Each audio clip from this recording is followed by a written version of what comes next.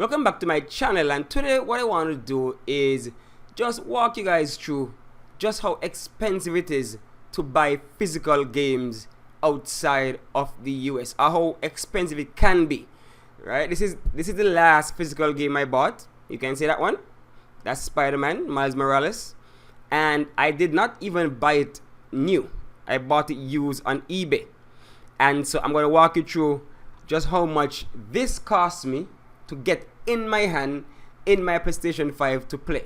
From placing the order to getting it in my hand, I'm going to tell you how much it cost me. And keep in mind, it's a used game, and the eBay listing at the time was relatively cheap.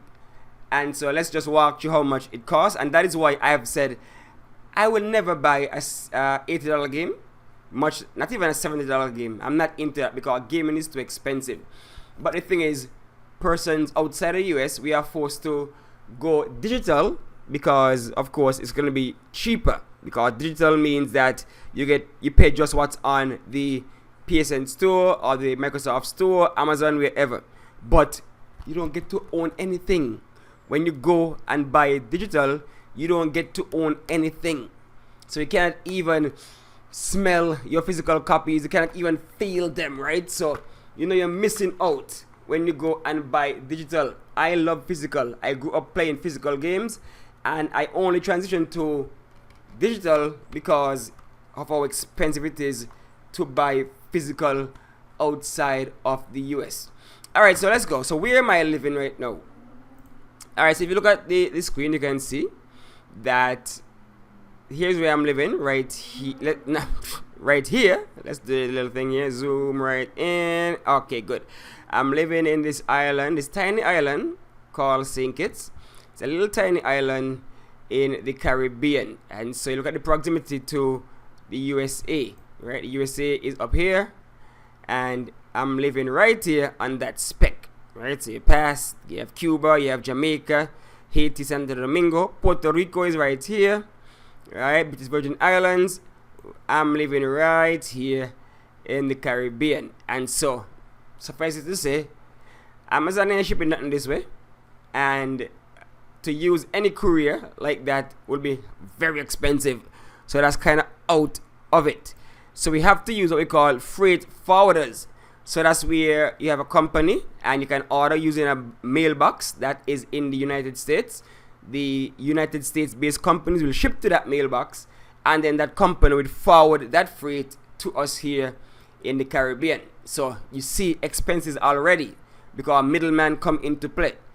So let's look at the eBay listing that I ordered. So it was sometime back in January, and this was the cost right here, $25 at the time used, right? Spider-Man Miles Morales for the PS5, $25 used at the time, right? You can see over here, my total fee from this particular part of the transaction was $25. So yeah, so they went, paid January 29th, then it was delivered on February 4th. So even that you can see, a little lag time right there.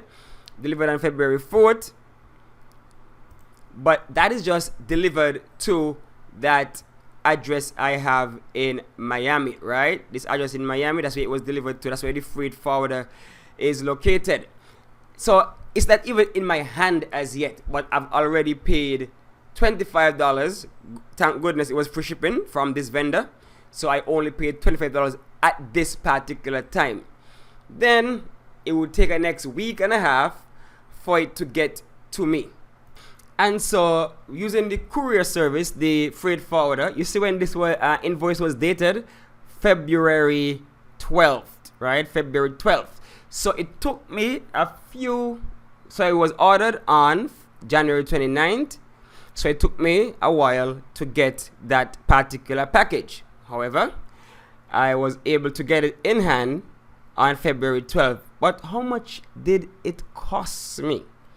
So if you scroll down here, look at this. Freight was $24. Freight was $24. Insurance was $4.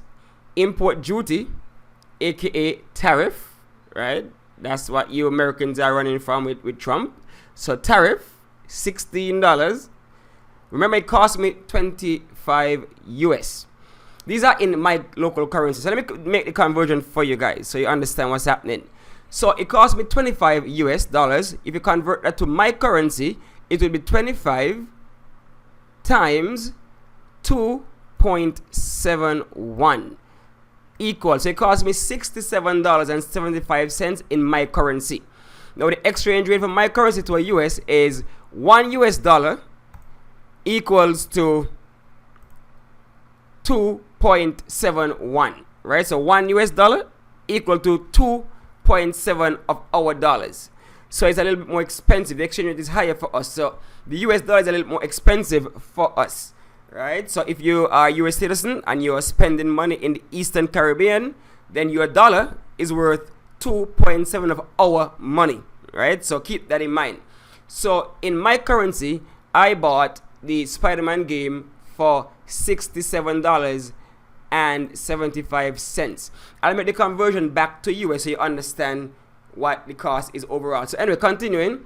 Service charge $4. Import VAT, right? Value added tax, that is $11.50. So the grand total for shipping, handling, everything for that package was $60.99 EC.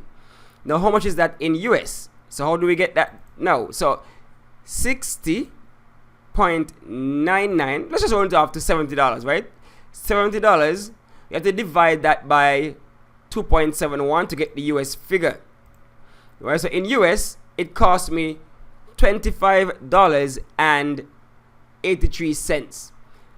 So let's just round it up and say $26. Keep in mind, it cost me $25 US to buy it in the first place, and it cost me an additional $26 US to get it actually in my hand.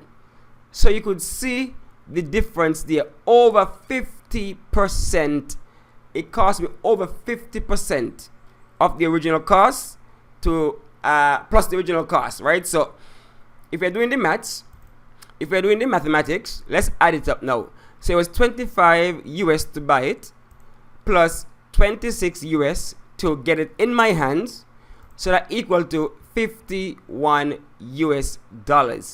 Keep in mind, I bought it for 25 US dollars.